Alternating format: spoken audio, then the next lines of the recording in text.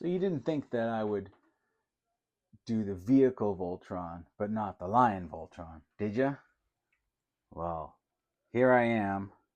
We got the Matchbox Voltron Deluxe Lion set Voltron 3. My box is a little beat up, as you can see, but that's all right.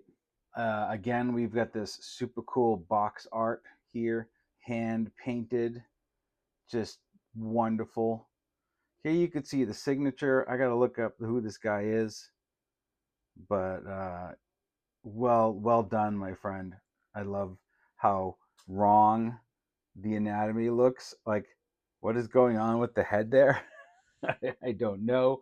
It's still awesome, right? And this thing was such a hot item that it was just hard to get. Yeah, let's look at the box. So it's the deluxe Lion set includes all parts to make the awesome Voltron 3 with human face and space wings for hours of non-stop fun. So hours of non-stop fun, human face and space wings. And then you go here to 5 ferocious and powerful lion robots combined to become the awesome Voltron 3, the king of the space jungle. That's wild. There's a couple of goofs here on this package. Can you spot them? Can you spot them? Give you a hint. It's kind of like right here. They put the shoulders together backwards. Huh? They goofed. There's one. You want to see another goof? Look at the leg on the back behind the lion. So they were transformed wrong. But again, the guy who painted it had no idea. So he just went, I guess that's the way it goes. So this one was sold at Service Merchandise. Original price $69.95, but on sale for, was it $58.83? Yeah, $58.83. So it was on sale. The artwork on the back is the same artwork that is on the back of the Voltron 1 box. So it's exactly the same. They use the Japanese versions for all the product glamour shots. And, they just look beautiful, but they weren't what we got. We got dumbed down versions with, our vehicle Voltron didn't fire fists. Our Lion Voltron there didn't fire fists. The big ones did. These little ones didn't. Our Gladiator Voltrons didn't fire fists. Yeah, stuff like that. But otherwise, the box is a box. We have some instructions. These are a little beat up, but it is what it is. I love this drawing. Again, just sort of like phone it in. Totally, yeah, whatever. It's fine. It says, this fascinating robot has the head and limbs of the king of beasts. When pulled apart, he becomes 5 colorful lions, made with durable die-cast metal, no batteries required, ages 5 and older. So you have all the instructions, which if you grew up in the 80s, you still know how to do. Nothing super exciting there. There's a lot of things that are exciting, though.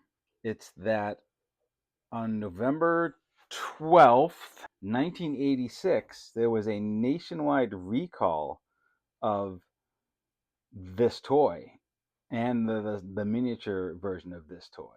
They found an unacceptable level of lead in the toys, and you could exchange them for a refund, I think.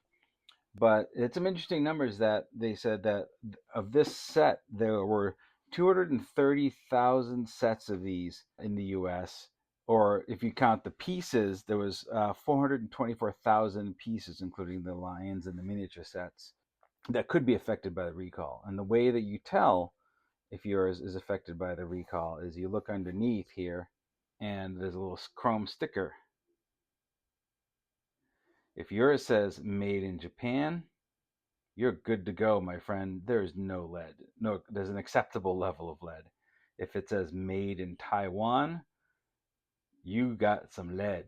You got a lead recall version. Now, there were no like reports of any injuries or sicknesses or whatever. It's just one of those deals where they had a level that they had to report against, and it exceeded that level, and they recalled them.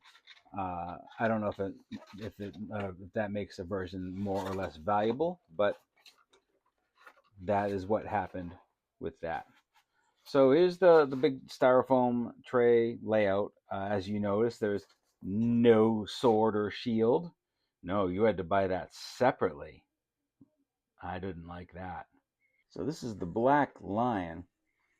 He's the core lion that will make up the chest of Voltron. It's very hefty, which I've always appreciated, that there is die-cast metal on the chest area here. And I think in the waist area as well. Yep, this metal. This piece is in pretty good shape. This is a Japanese release. It does have a little chrome wear, but it's not bad. You know, you're always going to see, if they've been played with, this kind of chrome wear around here where the lions lock in. Sometimes you'll see these springs blow out and these hips are broken. The head will break. It's only on two little pins, so that could come off. These panels always bug me. They always seem very fragile, and I don't know, like they're gonna break. I have not had any ever break, but one always worries. As you know, I've got kind of a reputation of breaking stuff. I don't want to. It just happens. All right, so those are in there. I love it. It's like a Rubik's Cube click. You know, really cool. You can see some of the evidence of the launchers being taken out of here. The holes still exist under there. The button would go there, but those are gone. But this specimen's pretty tight, gotta say. There is your black lion. Here we have the red and green lions. These are, again, die-cast metal. Nice clicky joints. Rotate. The mouth spring-loaded. Oh, these ones, they are. I thought they were spring-loaded. I guess they're not. They're just loaded. Head shoot off. Always kind of broken, these, so, and very in demand for people trying to complete their loose Voltrons. Again, these are, look at the silver made in Japan stamp underneath it, and you'll see like the slots on the side here. The Japanese version came with a whole bunch of weapons that, of course, the American version did not, unless you're talking about the earlier Godaikin release, which was essentially the same as the original Japanese release, just repackaged. This red lion is a little blockier than the green lion, but still same quality of metal, same firing fists, and these will peg into the arms when it is time to do so. And here we have the blue and yellow lions. Again, copious amounts of die-cast metal, very heavy. They need to anchor the whole kind of figure, so this makes sense that it would be heavy. Nice jaws.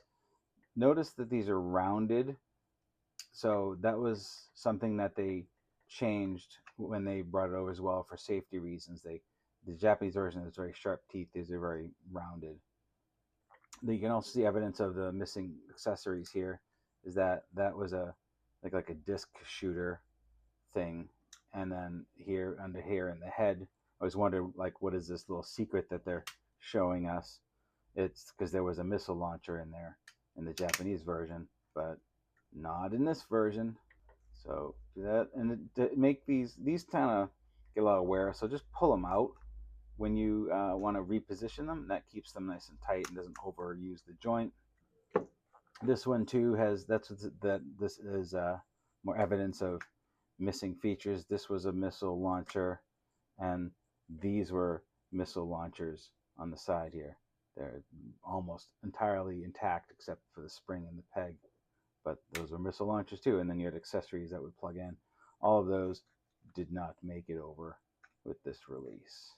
Interestingly, this toy has had a lot of lives, of course, but you know the Taiwanese lion bots all had them still. The Trendmasters Voltron release of this, while slightly different in the mold, did come with a lot of accessories that this one didn't come with. So let's form Voltron. Yeah.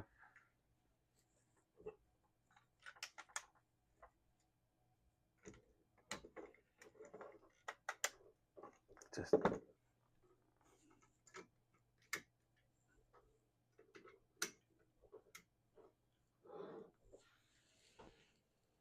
there it is. Voltron, Defender of the Universe. So yeah, I didn't get this one as a kid. I didn't get this one until I was an adult, really. I might have had a knockoff Lionbot version, but this would have thrilled me as a kid. I 100% would have loved this like crazy, and maybe I would be more of a Lion Voltron fan than a Vehicle Voltron fan. But that's not how it all turned out, is it? Nope, I got Vehicle Voltron, and I loved it, and I now collect a lot of Vehicle Voltron things.